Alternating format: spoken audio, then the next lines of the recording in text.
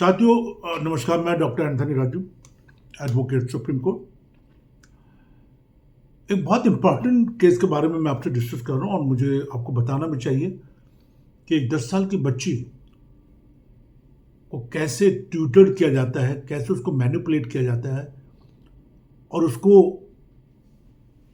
क्या समझाया जाता है, वो कोर्ट में क्या बोलती है और जैसा हम उसको फीड करेंगे वैसे ही बच्चा बोलेगा। ये मैं नहीं कह रहा हूँ, ये बहुत इंपॉर्टेंट जजमेंट है तेलंगाना हाई कोर्ट की। In a recent judgment the Telangana High Court overturned the conviction of a man accused of raping a 10-year-old girl, citing inconsistencies in the evidence and concern over the reliability of the child's testimony. The ruling raises serious questions about the treatment of the child survivor in the justice system and the High Court evidentiary burden placed on them in sexual assault cases. अब इस case में देखिए कहानी क्या बनी। एक 10 साल की बच्ची एक रूम में सो रही है और एज पर रिपोर्ट उसके दादा भी उसी कमरे में सो रहे हैं, उसके फादर भी उसी कमरे में सो रहे हैं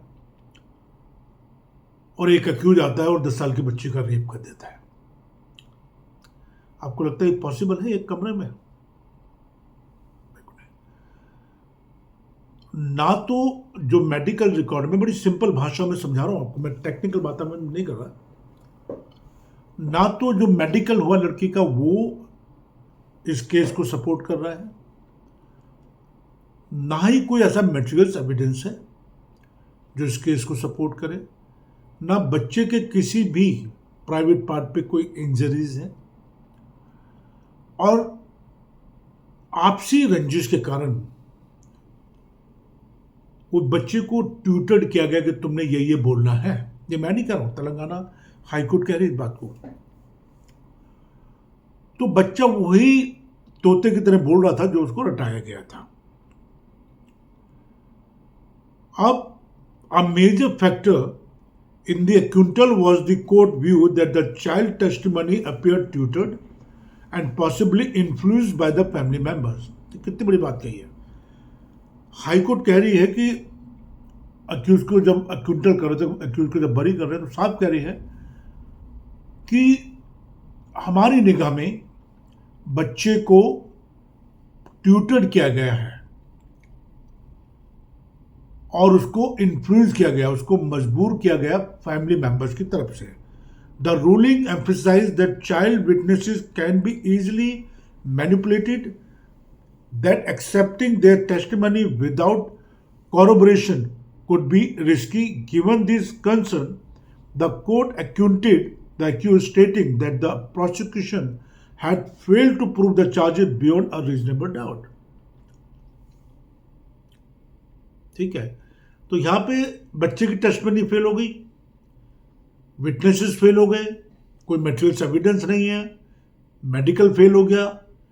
कोर्ट ने सीधी सीधी ऑब्जर्वेशन करी कि भैया ये मामला तो बच्चे को ऐसा सिखाया गया कि आप ये तोते की तरह रटते रहो। और this case reflects broader issues in the child sexual abuse trial, where survivors often struggle to meet strict evidentiary standards, while court must ensure fair trials, the dismissal of the child testimony.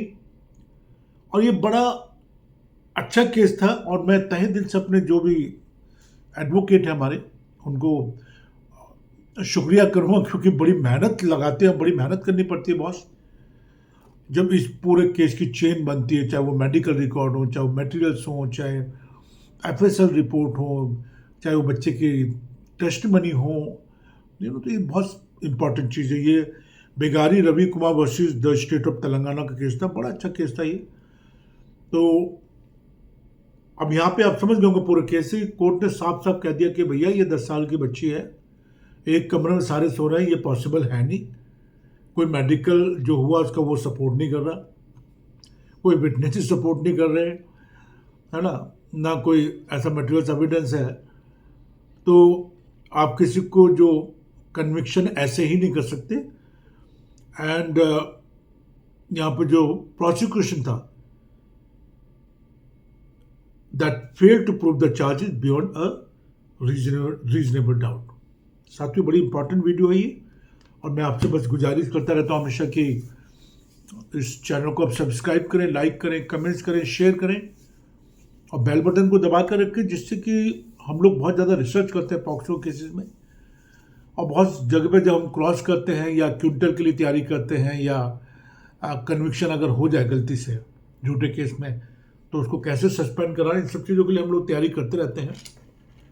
और मेरा number जो नीचे दिया गया है और screen पे भी आ रहा है, तो कभी कोई मेरी मदद की ज़रूरत है तो आप बताइए, और जो हमारी टीम है वो आपको क्रॉस करने में बहुत मदद करेगी, और विटनेसेस को कैसे एग्जामिन करना वो बहुत मदद करेगी, और जो आपकी चार्जशीट बन के आई है, मेडिकल रिकॉर्ड, एफिडेविट, बहुत सारी चीज़ें होती हैं which need to be understand. और the case is because POCSO's it's a very very what we call it, a very grave offenses, and it's a very very serious act. The POCSO Act is a very very serious act, or serious offenses, serious punishment, और उससे ज़्यादा होती है कि social जो stigma लगता है वो, that is also very important.